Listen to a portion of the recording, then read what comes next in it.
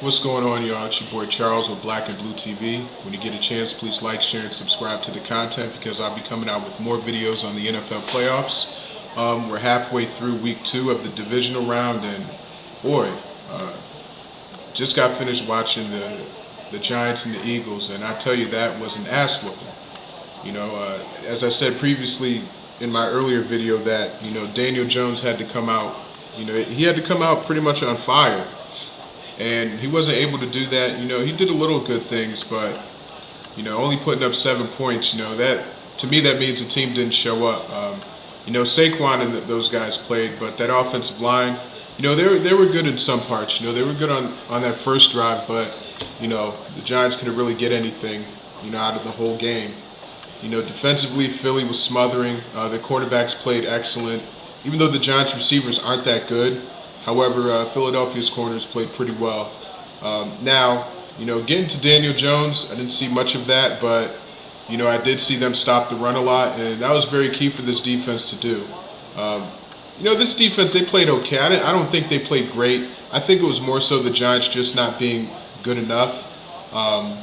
I think they knew that they were, a severely undermanned team, considering the fact that Philly does have a lot of firepower with A.J. Brown, Devontae Smith, Dallas Goedert, Miles Sanders, Gainwell. He had a great game. That Philly running game just wore the Giants down. And that's been the MO of Philly all season. They like to run the ball a lot. They like to spread the ball out. And they like to use open space. You can see in some of the sets that they had, such as shotgun, spread formation, they would have the running back motion back into the backfield, to create matchup problems on the run. That 3rd and 12, to me, that's just pride. The Giants could have had many stops, and they just chose not to stop them. You let a running back, get 12 yards on 3rd and 12, that just means you're not playing defense. So I think in the offseason, the Giants have a lot to do. I think they need to beef up that interior line. They definitely need to get better linebackers. The corners were suspect today. They were just getting beat on every play.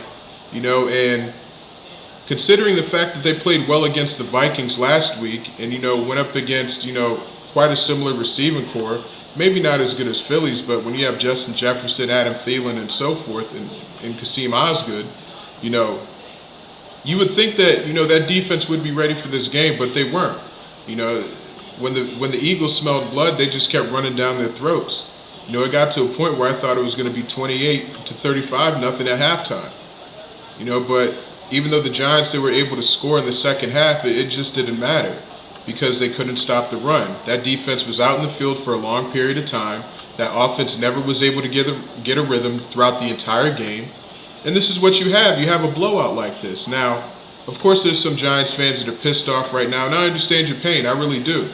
Because with that performance right there, I'd be embarrassed as well.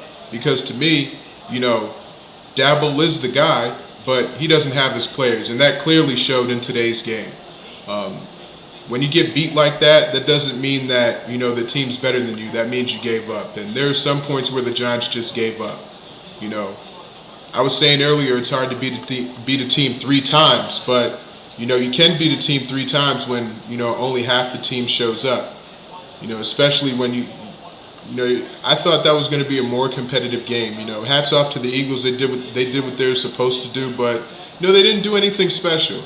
They took advantage of the one-on-one matchups with A.J. Brown and Devontae Smith. To me, that's a coaching problem. If you're a defensive coordinator and you have guys running one-on-one and they're the 2 best receivers, why aren't you trying to scheme against them and limit their catches? You didn't try to bump A.J. Brown. You're letting Devontae Smith run free. And meanwhile, Jalen Smith, the former Cowboy, still tackling people 10 yards down the field. So when you have a formula of that, that's just nothing but disaster. That's definitely a recipe for losing. And I'm kind of disappointed in the Giants because I expected a little bit more effort out of them considering the fact of the coach. But like I said, I think the Giants are going to do a massive overhaul this offseason, as they should. Let Dabble get some of his players that he needs in there. I think you keep Saquon. I'm not too sure about Daniel Jones because at this point, like I said, he couldn't throw his way out of a wet paper bag. He just couldn't. He couldn't get a rhythm. He was running a little bit, but at the end of the day, he had to play better than what he did. And I understand he wasn't trying to play, to turn the ball over, but at some point in time, you got to grasp this offense and, let it sling. And the fact that you're not doing that only shows that you don't fit the offensive scheme for the Giants. I think the Giants need to get better at receiver. They also have some interior offensive linemen that they need to draft. Furthermore, I think they need to get rookie wide receivers and start them right away. Because at this point, I'm just not a firm believer in the receivers that they have. Kenny Golladay needs to go. That was a waste of money. That was what, 3 years or 5 years for $70 million, and he did virtually nothing. He came on in the late season as a run blocker, and you're playing receiver, getting $70 million to catch the ball. You're not catching anything. Only thing you're catching is a ticket back home in the divisional round, because you're supposed to show up. If you're a premier receiver, you're making $70 million. I think you should do better than what you've been putting on the field. That's just my opinion. We could blame Daniel Jones all day, but let's face it, he didn't really have anybody to throw to. If Saquon is pretty much your leading receiver, that tells you something about the receiving corps. But hats off to the Eagles. They played very well. All facets of the ball. Jalen Hurts, I thought he was going to be rusty. He looked a little rusty, but the Giants didn't put up enough effort to even exploit that. A.J. Brown played a good game. Devontae Smith, he played a great game. Dallas Goedert, of course, and what did I say about Dallas Goedert? He caught him in between the intermediate part of the field, 10 to 15 yards. He was eating them up all day. And that's what the Eagles do. The Eagles can run the ball very well. They're of course they're aerial assault in the pass, but defensively they could get to the quarterback and disrupt your rhythm. This is what they did with Daniel Jones. Hassan Reddick was playing well. Josh Sweat. Fletcher Cox and so forth. That whole line was playing very well. And the corners were buzzing everywhere. And, that's a recipe to go to the Super Bowl. Am I saying that they're going? I'm not sure. But I do know one thing. They're in the damn NFC Championship and, definitely have to take them seriously. However, guys, that's all I have for today on the Eagles and the Giants. Congrats to the Eagles. Even though it pains me to say it, don't like them either. But I do hope we face them. I do hope we beat San Fran tomorrow. And we're going to see which Cowboys team decides to show up. Are we the team that's going to, go to Philly and, pull off the upset? Or is this just another dud year with another dud coach, with another dud offensive coordinator? We're just going to have to decide tomorrow, because what I saw today, I saw a team quit on that coach. And that coach didn't deserve that. He did everything he could to keep that team together. He did everything he could to, propel that team into the playoffs. And he still believed in bum-ass Daniel Jones. Let's face it, Daniel Jones is a bum. Has he even thrown for over 3,000 yards at all? Maybe one season. Like, come on. You have backup quarterbacks that are on pace to throw for more yards than that. Hell, Brock Purdy, he was on pace to throw for, 3,200 yards. but you're still keeping this quarterback there.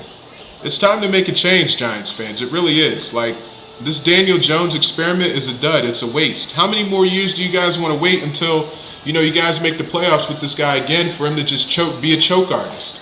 I thought he was going to play better today. People are saying that he's coming of age. He's coming of age of what?